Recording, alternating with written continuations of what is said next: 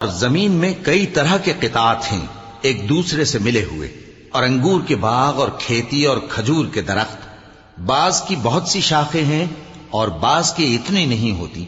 باوجود کہ پانی سب کو ایک ہی ملتا ہے، اور ہم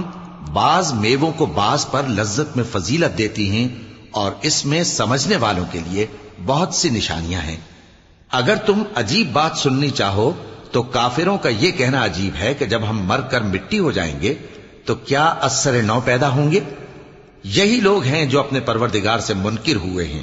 اور یہی ہیں جن کی گردنوں میں طوق ہوں گے، اور یہی اہل دوزخ ہیں کہ ہمیشہ اس میں جلتے رہیں گے۔ اور یہ لوگ بھلائی سے پہلے تم سے برائی جلدی سے مانگتے ہیں، یعنی طالب عذاب ہیں، حالانکہ ان سے پہلے عذاب واقع ہو چکے ہیں، اور تمہارا پروردگار لوگوں کو باوجود ان کی بے انصافیوں کے معاف کرنے والا ہے، اور بے شک تمہارا پروردگار سخت عذاب دینے والا ہے۔